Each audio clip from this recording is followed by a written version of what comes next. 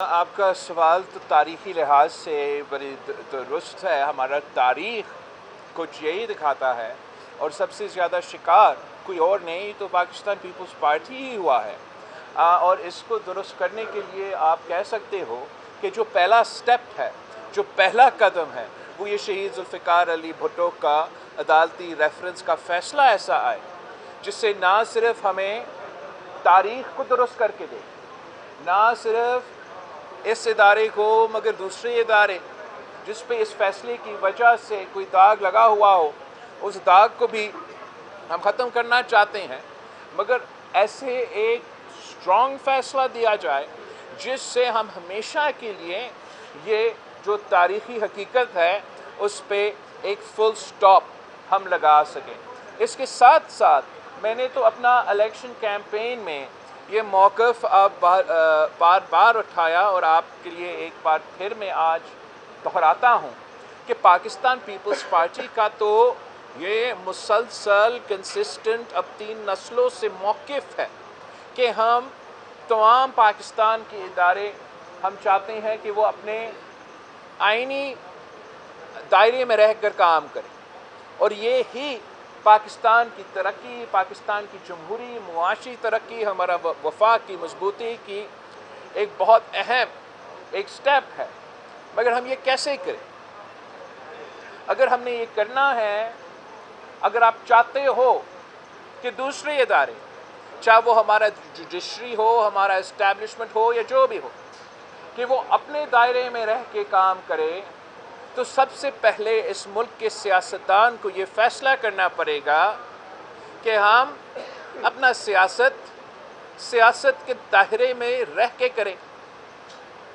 اگر ہم سیاست کے دائرے سے باہر جا کے اپنے سیاست کریں گے، کبھی کوئی مئی 9 کی شکل میں کسی ایک ادارہ پہ حملہ کریں گے، کبھی کسی اور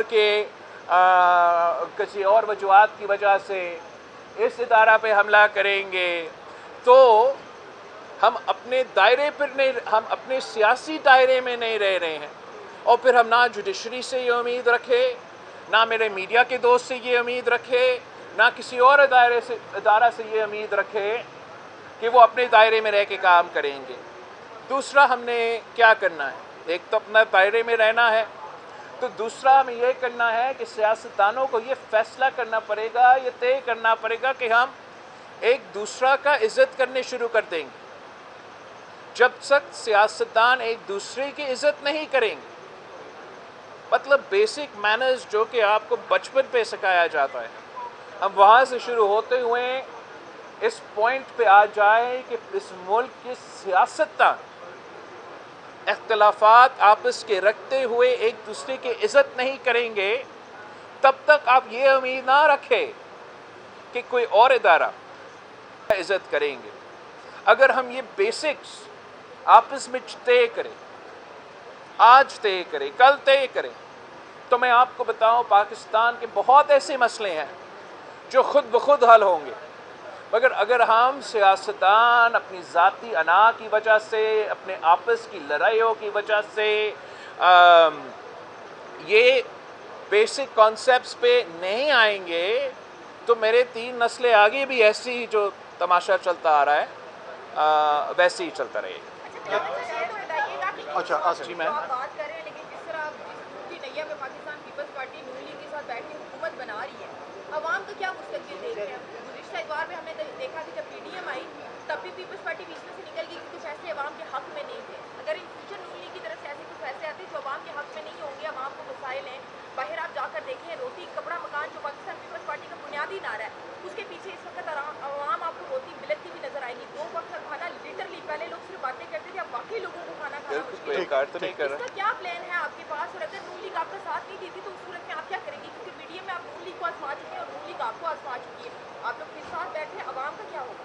دیکھو، پاکستان پیپلز پارٹی تو اگر صرف اپنے بارے میں سوچتے تو ہم پتہ نہیں کیا کیا کر دیتے. حالات کیا ہے؟ ایک تو میں حکومت بنانے کا پوزیشن میں نہیں ہوں، نہ میرا رسپانسبلٹی ہے، میرا نمبرز ایسے نہیں ہیں تو میں یہ کہہ سکتا تھا کہ میں پورا پروسیس سے میں تو لا تعلقی کا اظہار کرتا ہے، میں اپنے ممبرز کو لے کے نیشنل اسمبلی میں ہم اوتھ کریں گے اور ادھر بیٹھیں گے. کیا وہ اس عمل کا اگر میں یہ فیصلہ کر دیتا تو پھر کیا جو آپ نے ایشوز اٹھائے معاشی بحران کے، روٹی کپڑے مکان کے، یہ خود بخود حل ہو جائیں گے؟ اگر میں کہتا کہ میں نے پہلے بھی مسلم لیگ کے ساتھ کام کیا ہے اور اب تو یہ فول می ونس فول می ٹوائس فول می تھرائس کا سلسلہ تو چلتا آ رہا ہے، تو اب بس نہیں، میں نہیں کرتا. تو اس سے پاکستان کے عوام کہ جو بنیادی مسئلہ ہے جس کا آپ نے ذکر کیا، روٹی کپڑا مکان کا، معاشی بحران کا، نہ وہ ایڈریس ہو جاتا، اور جس کیوس اور انسٹیبلٹی آپ کے سامنے نظر آ رہا تھا یہ فیصلہ کرنے سے پہلے کہ ہم ان کو ووٹ دیں گے، اس کی نتیجے میں نہ صرف ہمارا معیشت کو نقصان، ہمارا پولیٹیکل اسٹیبلٹی کو نقصان، ہمارا جمہوری نظام کو نقصان، مگر ہمارا وفاق کو نقصان ہوتا جا رہا. تو پاکستان پیپلز پارٹی نے فیصلہ کیا کیا؟ ہم نے فیصلہ یہ کیا کہ جو ہمارے پاس ووٹ مانگنے آئے ہیں ان کو چلے ہم جا کے ووٹ دیتے ہیں. جو دوسرا سیاسی جماعت ہے سنی اتحاد کونسل، انہوں نے میرا ووٹ مانگا ہی نہیں. اب وہ کیسے اعتراض کر رہے ہیں کہ کسی اور کا حکومت بن رہا ہے؟ خود کوشش نہیں کریں گے تو ان کا حکومت تو نہیں بنتا. ان کا اتنا اعتراض ہی نہیں ہے جتنا وہ سیٹس کلیم کرتے ہیں. تو اکیلا ہر صورت میں فیبری 8 والے، فیبری 9 والے جو بھی ہو، کسی بھی سچویشن میں وہ اکیلا حکومت بنانے کے پوزیشن میں نہیں تھے. انہوں نے خود یہ فیصلہ کیا کہ ہم سے بات نہیں کریں گے. تو پھر ہمارے پاس یہی آپشن ہے کہ جو بات کر رہے ہیں ان کو ہم موقع دیں کہ وہ پوری طریقے سے اپنا پالیسی پہ عمل درآمد کر کے نہ صرف ہمارا معاشی ایشوز کو مگر دوسرے ایشوز کا کوئی حل نکالے. اور پاکستان پیپلز پارٹی پارلیمانی نظام کو استعمال کرتے ہوئے جو ہمارا انپٹ ہے وہ ہم دیتے رہیں گے. ویسے ہم سنی اتحاد کونسل کے بہت شکر گزار ہیں کہ انہوں نے تو مریم نواز صاحبہ کو بھی ان اپوز چیف منسٹر الیکٹ کروا دیے ہیں. انہوں نے چیف منسٹر مراد علی شاہ صاحب کو اب تاریخ میں پہلی بار تیسری دفعہ جو ہے وہ وزیر اعظم بن رہا ہے، اس کا بھی وزیر اعلیٰ بن رہا ہے، تو اس کا مخالفت ابھی نہیں کی. اور اس لیے کہ میرے ووٹ بھی نہیں مانگے، مجھے کنونس کرنے کی کوشش بھی نہیں کی کہ میں شہباز شریف کو ووٹ نہ ڈالوں. تو میں سمجھتا ہوں ہمیں تو سنی اتحاد کونسل اور پی ٹی آئی کا شکریہ کرنا چاہیے کہ شہباز شریف صاحب بھی تقریباً ان اپوزڈ ہی ان کا پھر یونانیمس وزیر اعظم بنتا جا رہا ہے. اس صورتحال میں تو آپ بھی خوش ہو جائے، میں بھی خوش ہو جائے، میں اور کیا کہوں. بلاول صاحب اس کے بعد یہ بتائیں کہ پرائم منسٹر کے بعد پریزیڈنٹ پاکستان کے بھی الیکشن ہیں، لیکن جو عارف علوی صاحب ہیں وہ جو پارلیمان کے نظام کو روکنے کی کوششیں کرتے رہے ہیں اور نیشنل اسمبلی کا اجلاس بلانے کے بجائے اسمبلی واپس کر دی اور کہہ رہے ہیں کہ جو آزاد امیدوار جیتے ہیں ان کی مخصوص نشستیں دے دی جائیں، تو یہ ان کے کردار آپ کیسا دیکھتے ہیں 5 سال؟ میں تو بڑا لک فارورڈ کر رہا ہوں کہ علوی صاحب اب اگلے ہفتے کے بعد وہ ہمارے ڈانس سنبھال سکیں گے. جو پریزیڈنسی ہے اس کی بس کی بات نہیں. ویسے آپ کو معلوم ہے کہ صدر پاکستان کا امیونٹی ہوتا ہے.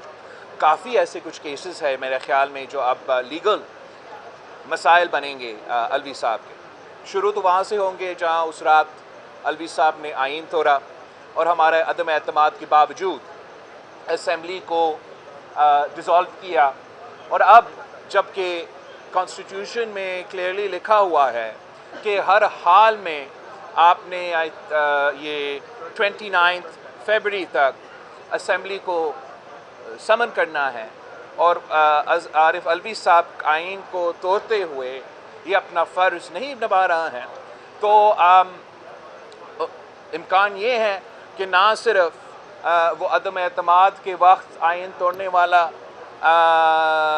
مقدمہ ہوگا مگر ساتھ ساتھ یہ اسمبلی آئینی جو اس کا فرض ہے وہ نہ اس پہ نہ عمل کرتے ہوئے اسمبلی آیا تو وہ بھی ایک اور مقدمہ ہوگا.